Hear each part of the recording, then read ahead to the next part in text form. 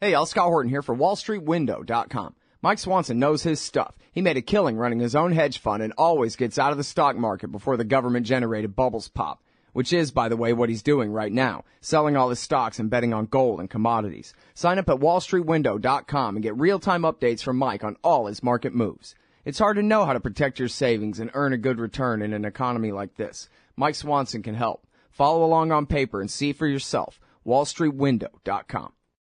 Welcome back, everybody. I got Ray McGovern on the line.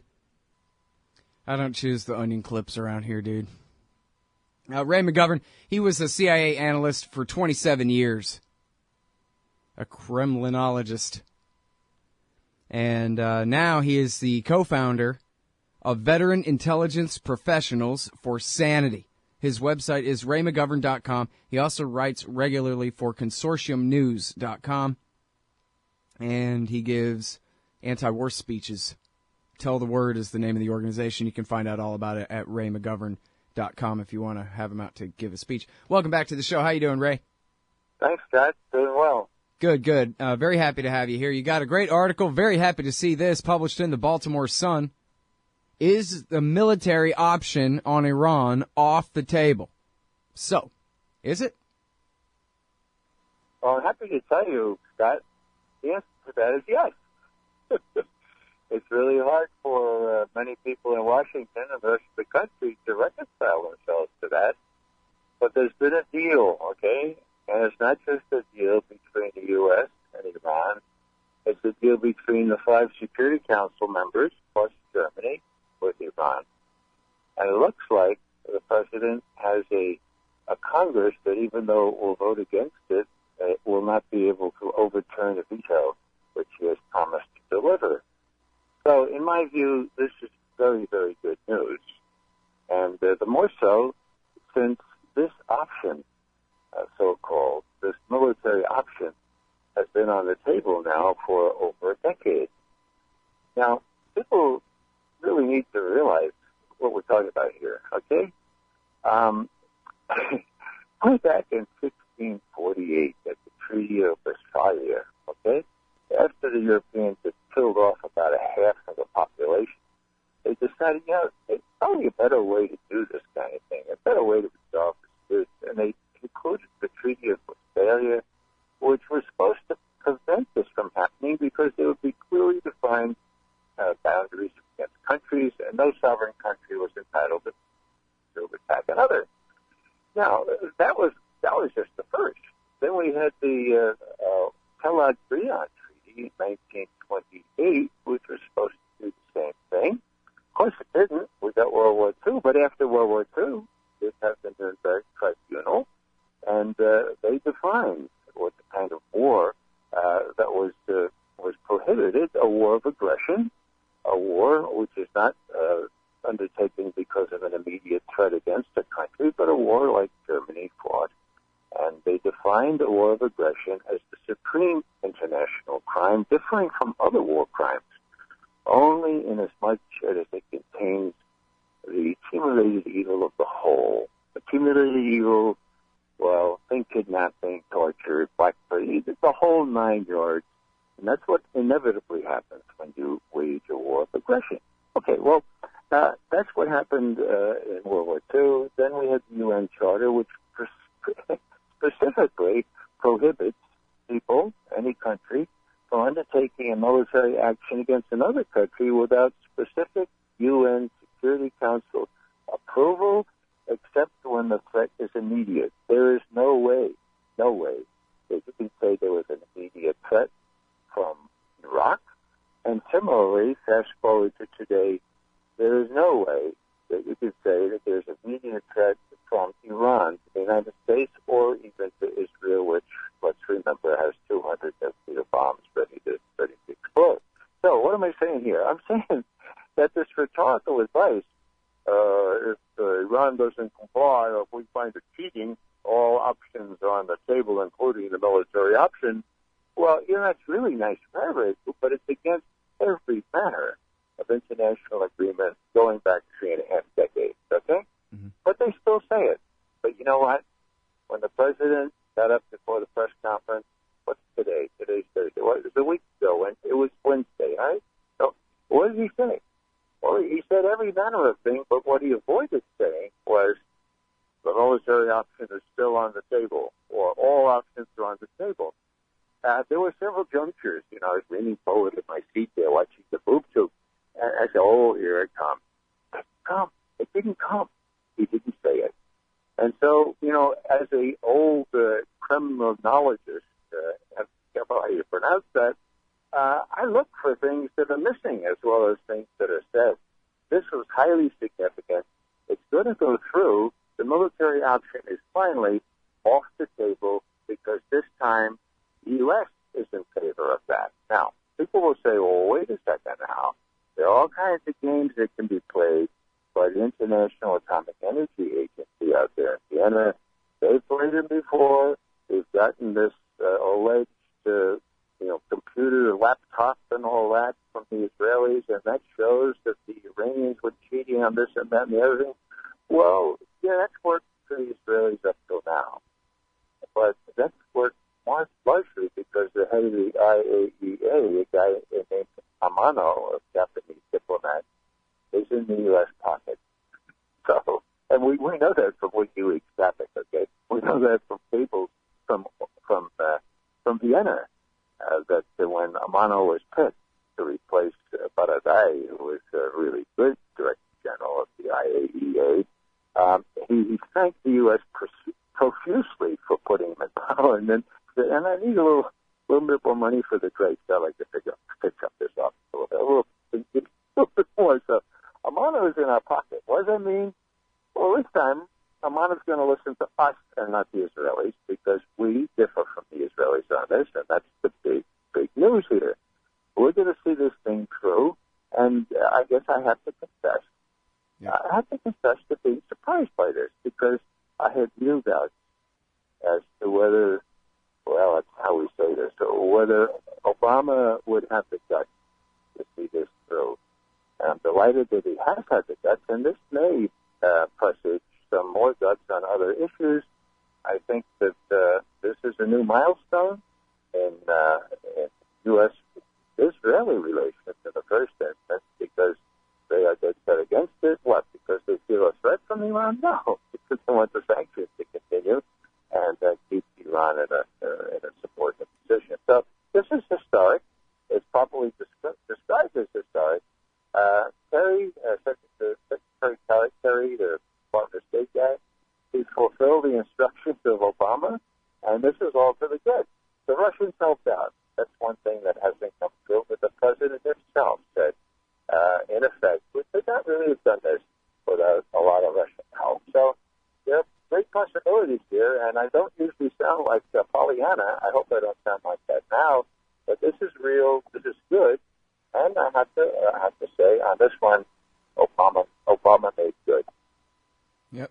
Well, that's pretty much my feeling on it. Now, I want to go back a little bit to what you say about all the threats of aggression being against international law. That it's important to point out, as I think you mentioned, but I want to emphasize that this is the world law that's been foisted on the world by the United States, that the United States is the self-declared enforcer of, and yet we're going around acting completely immune from it, like a local murderer deputy sheriff in your neighborhood who can do what he wants in the name of enforcing the law and is never, under the authority of it himself. But so I'm actually against the entire theory of collective security and the United Nations Security Council or anyone else being able to authorize aggressive wars. And I wonder, really just for argument's sake, whether there are any laws in America, the ratification of the Kellogg-Briand Pact or anything else that where it's the actual or something separate from that, something that's just a domestic federal law that bans government officials making threats of aggressive war. Do you know if there's any like that? I mean, certainly it's immoral. Certainly we should all oppose it regardless. But I wonder if it's domestically a federal crime rather than just under international law, too.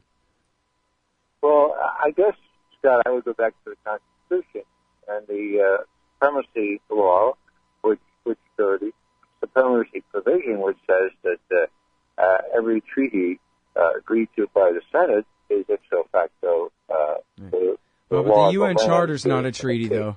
It was ratified by both houses at bare majorities rather than by the Senate at two-thirds. So it is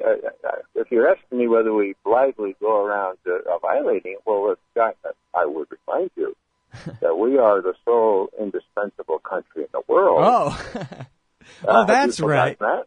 Yeah, you see? Yeah. So, if you're the sole indispensable country in the world, and you actually promulgate that, as Obama has done many, many times, well, then the Americans get the idea, well, we can do what we want, whether there's a law against it or not. And I go back to 9/11 itself, and the account given by Richard Clark, who was in the bunker with the president and a few other aides that evening after the president spoke to the nation. And when somebody said, well, now we can go after Iraq, somebody else said, well, that would be Iraq had nothing to do with what happened this morning. That would be against international law. Richard Clark quotes the president as saying, quote, I don't give a damn what the international lawyers say. We're going to kick some ass. Now, did anyone demur? Did anyone say, well, Mr. President, there's such a thing as a war of aggression, and that's exactly what we would be committing. And, our prosecutor there at Nuremberg said that the people sitting in judgment here are just as susceptible to having this law, this tribunal invoked against them as the folks who happen to lose this particular war, the Germans. So nobody said that. Everybody said, yes, sir, 9/11, 9/11, fear, fear, let's get Iraq, even though they ended. So all I'm saying, Scott, is that there are laws on the books. There is the supremacy clause.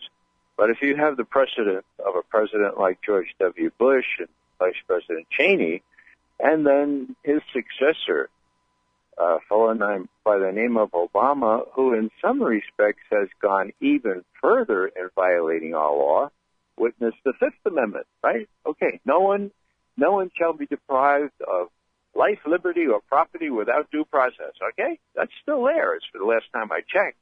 Well, how about Al-Awlaki? How about other American citizens that have been deprived of their life without any due process? What does the president say about that? Well, he has this cohort there, that fellow who just resigned from being Attorney General, Eric Holder. And he goes out to this fancy law school and he says, oh, I read the Constitution. It says due process. It doesn't say judicial process. Well, I mean, wow. It's always meant judicial process. Yeah, Stephen Colbert said, no, it just means there's a process that you do. Yeah, right. So all I'm saying is that you're quite right in pointing out that we are bound by any manner of international and the national laws and the Constitution and the Supremacy Clause. But it takes a constitutional observer, as distinct from a constitutional lawyer, to make that good and to have us behave as a law-abiding country and not as the sole remaining,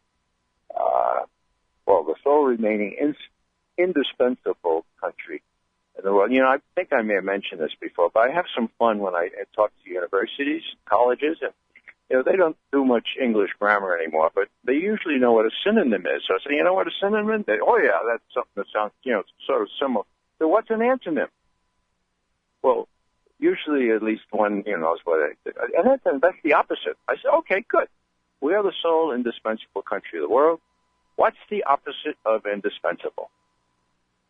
And, scratched their heads and one of them said, well, I guess it would be dispensable. I said, right. So by definition, all other countries are what? And they grudgingly say, oh, I guess it's dispensable. I said, well, yeah, right. So this kind of hubris. You're insane psychopaths. Thank you for... Yeah. It's fun. It's fun when they're confronted with their dissonance, in plain English for a moment, huh? Yeah, well, when the kids kind of get onto it, they do sort of reassess the daily diet of propaganda that they get from the mainstream media, those who tune in. One of the hopeful signs is that they don't read the newspapers, and they get a lot of stuff from Colbert and John, what's his name, Stewart, I guess, and And they know the web. So if you tell them about this show, if you tell them about Amy Goodman, you give them a chance to, if they're responsible enough to want to know what the truth is, they can find it, and they can find it a lot easier than people my age who have trouble with computers. Well, yeah, no, certainly those things are changing very quickly. All right, now, so, and you know what, we're talking technicalities anyway. I was just wondering if there's any kind of federal law that really just makes that a crime for government officials to threaten aggressive war, specifically in that way. But it doesn't matter. It's still obviously criminal anyway, and has been all along the way that they, aside from legalities. It should be intolerable to all Americans that, virtually every politician in D.C. will jump at the chance to repeat that refrain that all options remain on the table. All seemingly including, in fact, even according to Obama's nuclear posture, right? It includes nuclear weapons. When he announced that America's former policy was we reserve the right of nuclear first strike against any country in the world at any time, and then he changed it to against nuclear countries or Iran. Mm-hmm. Yeah, well, happily, that may become academic as this thing works out. Now, it's going to take, I'm not saying it's going to be, easy. It's going to take a lot of rhetoric and a lot of opposition and so forth. And it's going to take a lot of months before, for example, the sanctions are lifted. But unless there's what I worry about still is a false flag incident. We know, for example, from Cy Hirsch's reporting, that Cheney ordered the building of PT boats, or, patrol boats, torpedo boats, that looked like, they were painted in Iranian colors. And there was a tentative plan to have one of those things shoot up a U.S. ship in the Gulf, the Persian Gulf. Now, that's not made up. That was on the drawing board. They drew the line there. They said, we wouldn't do that. What's to prevent the Israelis from doing something like that now? Bear in mind, and this your listeners may not recall, but Obama came into office pledging to talk directly with Iran, right? Well, it took him, 9 months. On the 1st of October, 2009, Bill Burns, one of his top diplomats, met with the top Iranians in Geneva. Now, what did Burns have under his coat? He had a proposal, which the U.S. and everyone else was convinced the Iranians had turned down cold, because it involved taking the low-enriched uranium that they had in country, 2/3 to 3/4 of it, and shipping it abroad out of their control to be refined into a more refined state so that they can use it to power their nuclear medicine reactor, okay? So it gives us the Iranian delegate, and the Iranian delegate on the 1st of October 2009 says, this looks good to me. We agree in principle. I'll go back and I'll sell this to the Ayatollahs, and let's meet in Vienna on the 21st of this month. Let's not waste a lot of time about this. 3 weeks from now. Can you do it? Bill Burns recovers and he says, well, really? Yeah, okay, we can do it. Well, what happens on the 19th of October? On the 19th of October, a terrorist group, and this is a real terrorist group, named Hezbollah, okay, traditionally funded by the Israelis and by the United States, has access to incredibly precise information about a meeting involving 5 Revolutionary Guard generals, okay, general officers, together with their minions, in a place in Iran. And guess what happened? Car bombs, big explosions, 5 Revolutionary Guard generals are blown up and killed 2 days before negotiations were to resume in Vienna. Well, who leads the Revolutionary Guard? The Supreme Leader does, okay, Khamenei. There's no, you don't have to be a crackerjack analyst to know what happened next. The head of the Revolutionary Guard said, how the hell can you possibly trust these people? Look what happened. The U.S. advertised the notion that there's no daylight between Israel and the U.S. We don't know whether it was either or both, but how can you negotiate anything with these people? Now, they did go, they sent lower officials to Vienna, but they backtracked on some of the agreements. The next year, 2007, the Turks and the Brazilians were given express encouragement by the President of the United States, Barack Obama, to work out a deal with the Iranians resembling what Bill Burns had presented the year before. Guess what happened? They succeeded. This time, it was 2/3 or half of the low-enriched uranium. Now, you have to realize, the audience needs to know, that the way to get high-enriched uranium, of course, is you start with the low-enriched uranium, and if Iran is going to agree to ship 2/3 of it, or 3/4 of it, first one, or now half of it, that's a big deal, okay? Now, they agreed to do that. The Turks, the Brazilians, and Ahmadinejad were slapping each other on the back. They brought it back. Hillary Clinton put the kibosh on it. She said, we're not going to do that. We're going to do sanctions instead. Now, the Brazilian, De Silva, who was in politics, he wrote a letter to the president saying, wait a second. Who's in charge here? Here's the letter. I'm going to give it to the Brazilian press. You asked us to work out this deal, and now Hillary Clinton says, no, we're going to go sanctions? So there are two times in recent history, 2009 and 2010, when the saboteurs were able to undermine an agreement that looked very promising. Every bit as promising as the one we just had. So don't rule it out. But if something like this happens, we have a false flag sort of thing. You can expect people who don't want this agreement, who want to sabotage it, be crying from the rooftops that you just can't trust those Iranians. Yeah. Remember we heard it first. Yeah, it's interesting, man, because it was not very long ago that there was a ridiculously fake attack that I racked up 6 of you former CIA officers to debunk it within the space of a couple of days, the so-called Iranian plot to kill the Saudi ambassador, that kind of thing. They could certainly arrange some farce like that, or like you're saying, a real attack by way of Jandala or somebody else inside Iran, maybe, if it comes to something like that. Except this is such a big deal compared to what was happening during with the president so four square behind it compared to what was going on in October '09, where it still was like a little kind of trial balloony, kind of let's feel this out sort of a tempo to it or whatever. So where now it seems like if there's one reason for the Israelis to not do something like that, it's that everybody would know that they did. It would be so obvious. And half of American politics would have reason to want to believe that and argue it. You know what I mean? Or at least a major part of the Democratic Party and supporters of the president are going to be, if it's, because how are they going to do something like that without it being obvious? You know what I mean? Yeah, you make a good point there. But the Israeli government, they're crazy, so they might try it. I'm not saying they would definitely not try it or something, but it seems like they're going to get caught if they do. Yeah. See, what I was trying to do is draw a distinction between what we might expect, and that is this kind of false flag attack, but what we can no longer fear expecting, and that is that the IAEA will be given some ostensible evidence by the Israelis. And the Israelis would come to us and say, hey, we're giving the IAEA this. Tell Amano to put the kibosh on this thing. Tell Amano to say, Amano is the head of the IAEA. Tell him to say that the Iranians are already cheating. We found something else, okay? Yeah. This time, that ain't going to work.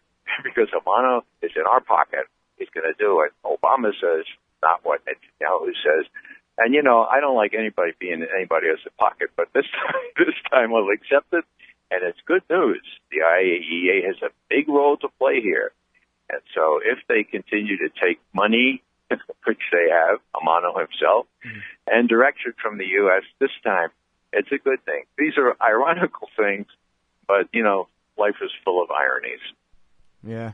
Well, now, so obviously the president has made this his priority, but how do you break down the American establishment about this thing? And I know there are a lot of different power factions involved and different kinds of think tanks and whatever, but is it just the Likudnik right, the Charles Krauthammers of the world who are opposed and everybody else supports it? Or is it, more just left and right split, or how do you measure it? Yeah, it's deeper than that, Scott. I used to avoid saying things like the military-industrial complex. It seems so hackneyed, you know. But, at 76 years old, I'm learning, okay? Now, it's axiomatic. Peace, lack of tension, bad for business. Very bad for business, okay? War, tensions, good for business. Look what's happening with the arms industries now, with the increase in tensions over Ukraine.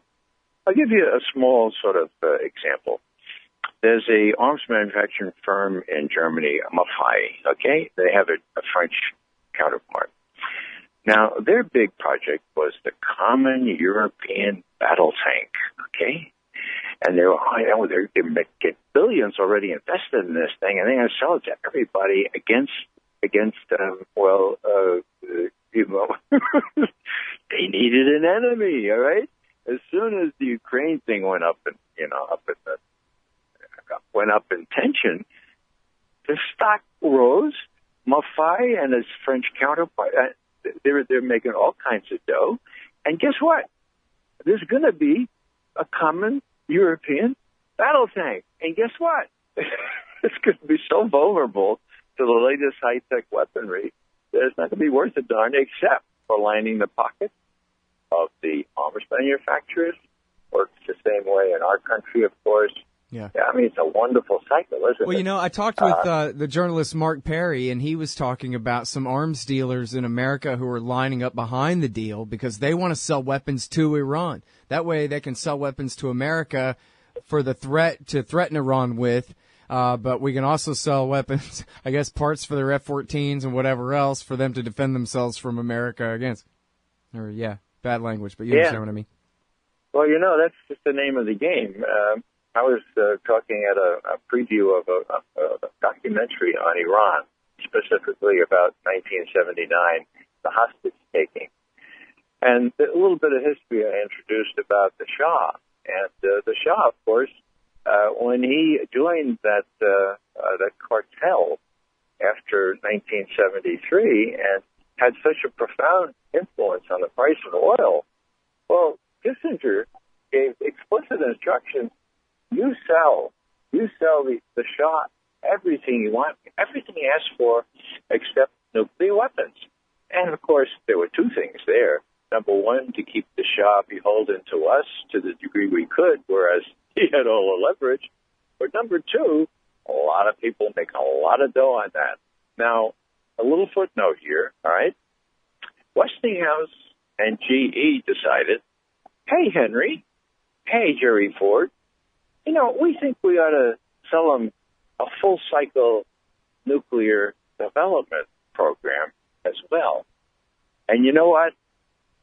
They persuaded Jerry Ford, even though he had great hesitation. But we're talking about the same full-cycle nuclear development facility that we objected so strongly to for the last decade and more, okay?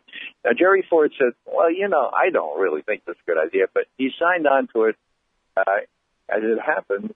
Iadatola came back in 79, and the whole thing became academic. But the pressure to sell people this stuff is incredible, and that explains largely why the Ukraine is such a fertile soil to plow for the arms manufacturers, why Iraq, why Syria is the same way. There are two things at play here. Look at what happened a year ago. Now, we had given the Iraqis $5 billion worth of weaponry and great training from my friend General Petraeus. Oh, they were crackerjack troops. What happened? The ISIL, or ISIS, or whatever you want to call it, fires a couple of AK-47 in their direction. And what do? They ran away. You know, now, I exaggerate. They didn't all run away. The officers in the Iraqi army took helicopters out of the area, okay? But they went away, okay? Now, what did they do? They left all the artillery, all the tanks, all the Humvees and everything behind them, okay? 2,000 plus Humvees. So, what do? Well, you can't leave those things in ISIS hands, can you? So we destroyed them by air power, okay? And now what are we doing? We're selling $5 billion more stuff there. I mean, is this a great country or what? What happens is a slice of those profits, of course, go to the people running for Congress. They appropriate the money to the arms manufacturers.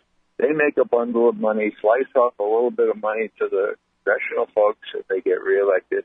I mean, is this a great country or what, Scott? It's as simple as that. The economics of politics. That's what Obi-Wan Kenobi calls it. Perfect. And of course, it's the best game in town when it comes to investing money in buying a lobbyist to buy off a couple of congressmen. The bang that you get for that buck compared to any other investment in America, especially when it comes to Pentagon spending, there's just really no comparison. So for any businessman who just has a bottom line and no morals about it, it's all about that government contract. And if you're big enough to afford the lobbyist to get you more government contracts, you'll never have a real job again in your life, you know? Absolutely. Yeah, why don't you and I set up kind of a contracting firm here and see how much money we can make? You know, I think we're in the wrong business. I guess so. The thing is, you gotta stop truthing us out of war and start lying us into it, and then the checks will start flowing. Now, hey, wiggle your phone or stick your head out the window or something, because your audio just got even worse on us again there. We've been making do pretty well, but all right. So give me some comments on these subjects here. It turns out the Israeli politicians are all, of course, coming out against it. But according to the Jewish Daily Forward this morning, and actually Jim Loeb's blog had a piece about this, all of the retired security professionals, the former heads of Shin Bet and the former heads of Mossad are all coming out, or I don't know all, but many of them, a dozen or so, I think, or 10 or 12 or so, have come out in favor of the deal. And I wonder if you could comment on that, as well as if you could comment on the Israel lobby's efforts in Washington, D.C. to scotch the thing. I mean, as you said, it doesn't look like they have the votes to override the veto. The Democrats are going to stick with the president on this, and what are they going to do about it? But so that's the question. What are they going to do about it?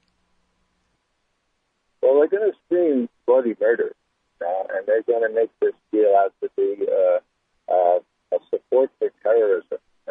This is what they say. When you release those billions of dollars that are properly Iran's, they're certainly not going to invest in economic development. Now, what they're going to do is give us to terrorists. That sounds familiar? You don't give WMP to terrorists, well, you give them a lot of money. Well, that's a lot of hoopla. That's what we'll hear. The reason that Hezbollah is part of the Lebanese government, mind you, okay? The reason it's such a potent political force is not because of its little terrorist wing. It's because it set up medical facilities, health facilities, other educational facilities in Lebanon, the kind that Hamas has done in Gaza. That's what contributed to the electoral victories of Hezbollah in Lebanon and Hamas in Gaza. We didn't expect Hamas to beat the Fatah, the old corrupt people that were under Yasser Arafat, but they beat him handily. If we had known that the election would be free and that Hamas would win, we never would have sponsored it. After the election, we tried to remove these guys by a coup. It didn't work. That's why Israel has put a boycott on goods to be delivered to Hamas. That's why they have this quarantine where you can't even get the freedom flotillas of the kind I was on 4 years ago into Gaza. It's to show a lesson to these folks that, you can't really do this kind of thing, even if it's a freely elected government. So, yeah, people need to know why these people are popular, and it's not because they shoot unguided rockets into southern Israel. It's because they did things for the Palestinians and for those people in southern Lebanon that the old Fatah people, the Yasser Arafat people, corrupt as they were, did not do. So these things need to be faced. They need to be called by name. A little truth needs to be spread around, and people need to be told that, for example, with respect to Gaza, every few years Israel does what it calls mowing the grass in Gaza. Last time, 2,200, mostly civilian Palestinians killed. Okay. And they do that kind of thing because they have the support of the United States. Now, support of the United States? Well, we give them $3 billion a year, let's face it. And now they're asking for more as sort of a compensation for living with the Iran deal. So people need to know that. And most important, of course, is people need to know that terrorists, so-called, or Palestinians, people don't come out of the womb, Islamists. They don't come out of the womb screaming, I hate America, I hate America. They don't hate us because of our freedom or democracy. They hate us because our very close identification, not only with dictators such as those in Saudi Arabia, but with Israel. When we say there's no daylight between Israel and the United States with respect to policy, that is the kiss of death, because that gives people no hope that the United States will withdraw its support for Israel. And when you have no hope, you do terrible things, and that's called terrorism. All right. Now, so what about the Israel lobby and AIPAC creating this new group to oppose it and all their efforts in D.C.? Do you think that's going to be counterproductive for the lobby in the long term, as just really sticking out as, it's the agents of a foreign power who are most against this when we live in a country of 300 million? Well, Scott, I think that may be gilding the lily a little bit. With the predominant lobby influence in what we call the mainstream media, the media have the ability to deprive most of our fellow citizens of the real scoop on these things. So even if Netanyahu and his crowd lose this one, and it's a big one for them, they can rest in the assurance that the whole thing was bogus to begin with. A friend of mine said, Ray, you ought to just write an article that says, victory! Iran has agreed not to work on the nuclear weapon that they haven't been working on since at least 2003. Most people don't know. Nobody refers to the National Intelligence Estimate. Okay, that's the highest genre of intelligence analysis, produced in 2007, which said, unanimously, with high confidence, all 16 U.S. intelligence agencies signing on, quote, Iran has stopped working on a nuclear weapon at the end of 2003 and has not resumed work on a nuclear weapon. That judgment was reaffirmed every year since. So what do you really have? You have people disappointed that now it's written in black and white that not only are they not doing it, but they're prohibited from doing it, okay?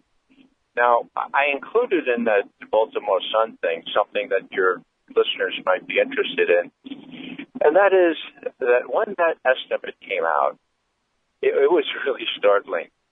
What had happened, long story short, was they got an honest manager of intelligence named Tom Finger in from the State Department and asked him to do an honest estimate on Iran, given the debacle that had happened a couple of years before in Iraq. And he did so. He was favored with a little extra evidence that came in during 2007. But in November of 2007, he issued this National Intelligence Estimate, having kept it pretty secret from everybody, apparently, because the Bush.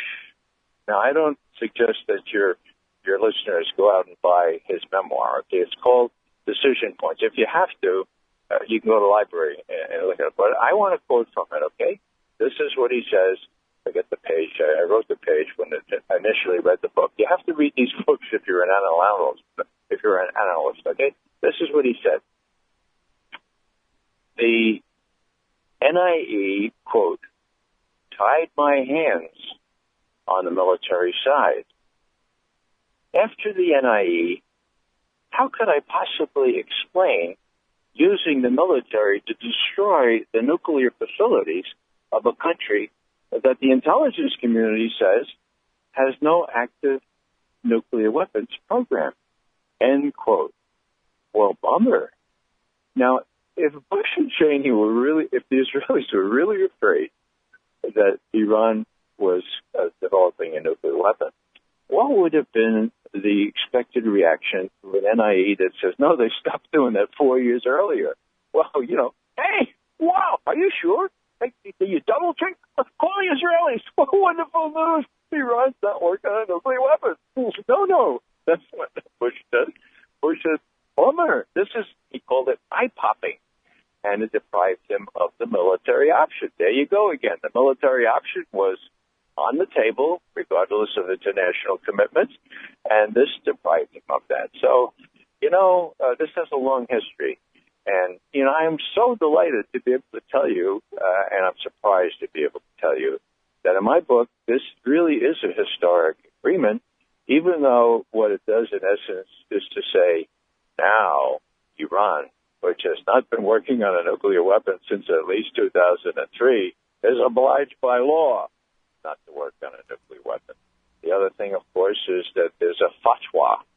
Now, some of us Catholics, we know about papal encyclicals, and, we take them or leave them, maybe, okay? But fatwas?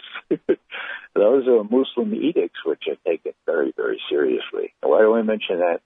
It's because the Iranian Ayatollahs have a fatwa against developing weapons of mass destruction. Now, most Americans say, oh, right, well, that's great. That's like an encyclical. You listen to it or not. Not so, folks.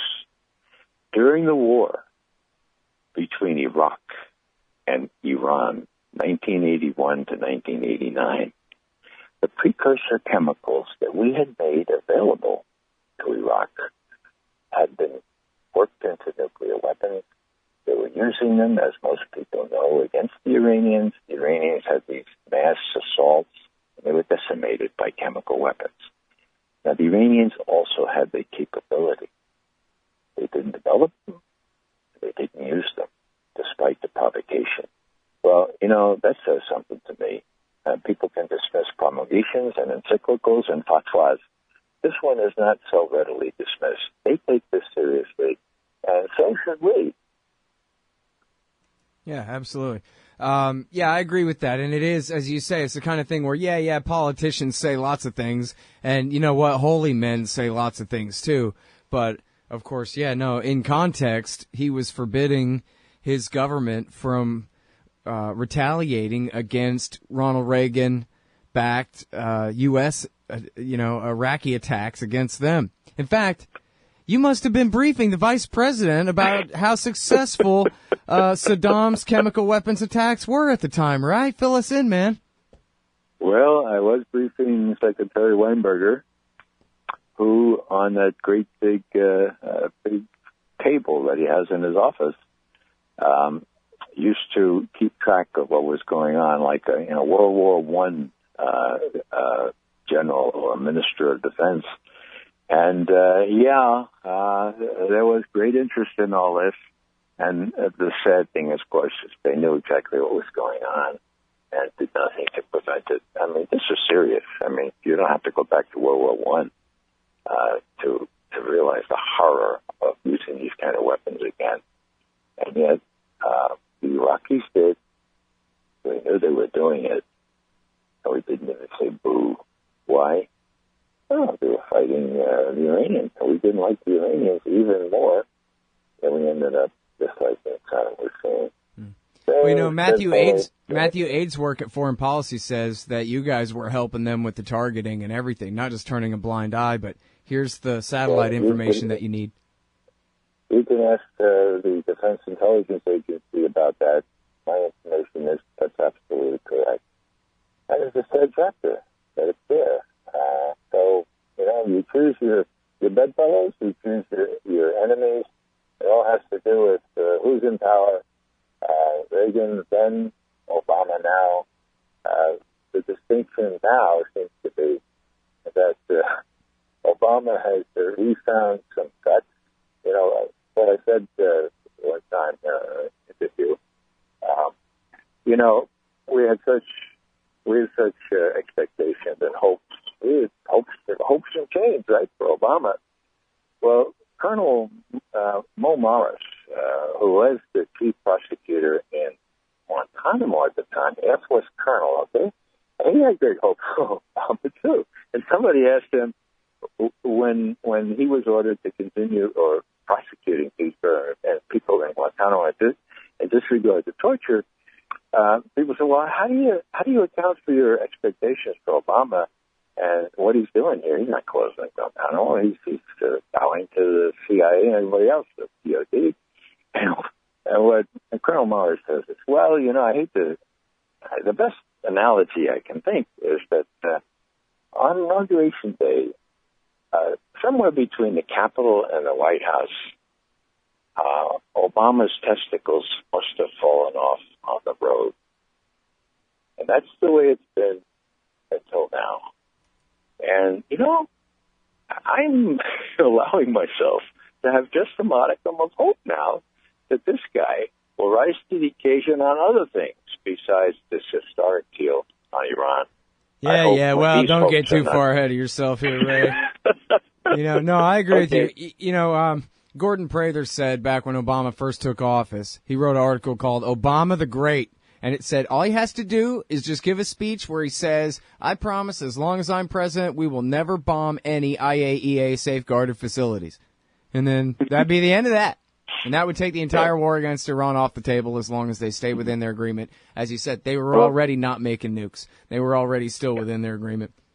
And anyway, so he finally got around to being Obama the Great on this issue, but he's absolutely horrible on every other thing. And you can ask all the rotting corpses in Yemen and Libya about that, except they can't answer you because they're dead because he killed them.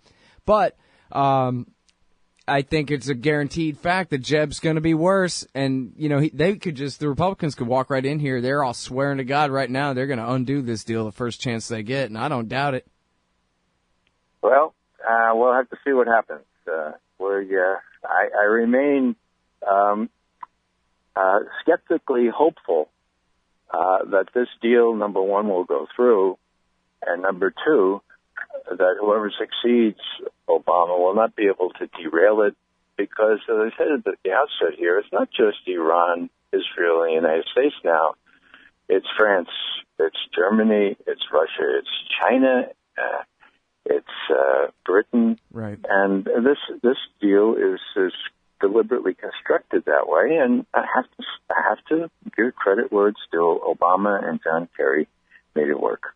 Yeah. Well, and in fact, we've seen how the Republicans in the junior years deliberately forced, kind of bullied North Korea until they finally quit the treaty and kicked the inspectors out and decided to start making nukes. And they kept trying to do that to Iran, and it wouldn't work. We even remember now, I've forgotten for a few years now, but Ray, I just remember there's that great clip of John Bolton explaining that's what we're trying to do is get them to go ahead and quit the treaty. If we won't abide by our end of it, maybe they'll just throw their hands up and then that would provide us with a better excuse to bomb them. But the Iranians never fell for that trick. They kept their hands up the other way, hands up, surrender the whole time, their books wide open, and their safeguards agreement in effect, and said don't shoot, and now it finally, paid off for them 6 years into the next administration. So it seems like, if I guess Jeb could step it up, but they already know better than to fall for that scam. They obviously prefer to remain within the NPT and try to deprive us of that excuse to bomb them. Yeah, and again, the IAEA has a central role here. If the White House has inordinate influence with them, which it does, and if the White House is no longer going to support and spout the Israeli line on this, that's good news, and it's an important factor to consider. All right, Ray. Well, I've kept you way over time here. Thanks so much for coming back on the show. It's great to talk to you as always. Hey, most welcome. All right, y'all. That's the great Ray McGovern. He's from Veteran Intelligence Professionals for Sanity, and he's got the spotlight today on antiwar.com. It's this piece in the Baltimore Sun about Iran, and then he's also got one at the Anti-War blog and consortiumnews.com, which is not just him, it's the Veteran Intelligence Professionals for Sanity, quite a few other former CIA officers, etc., who have signed on to this memo to the president saying that they ought to release all the information about the shoot down of MH17. So you'll definitely want to take a look at that. Sorry I didn't get a chance to ask him about that, even in an hour-long interview, but anyway. I love Bitcoin, but there's just something incredibly satisfying about having real, fine silver in your pocket. That's why commodity discs are so neat. They're 1-ounce rounds of fine silver with a QR code on the back. Just grab your smartphone's QR reader, scan the coin, and you'll instantly get the silver spot price in Federal Reserve notes and Bitcoin. And if you donate $100 to the Scott Horton Show, he'll send you one. Learn more at facebook.com/commoditydiscs. commoditydiscs.com. Hey, I'll check out the audiobook of Lou Rockwell's Fascism versus Capitalism, narrated by me, Scott Horton, at audible.com. It's a great collection of his essays and speeches on the important tradition of liberty. From medieval history to the Ron Paul Revolution, Rockwell blasts our statist enemies, profiles our greatest libertarian heroes, and prescribes the path forward in the battle against Leviathan. Fascism versus Capitalism by Lou Rockwell for audiobook. Find it at Audible, Amazon, iTunes, or just click in the right margin of my website at scotthorton.org.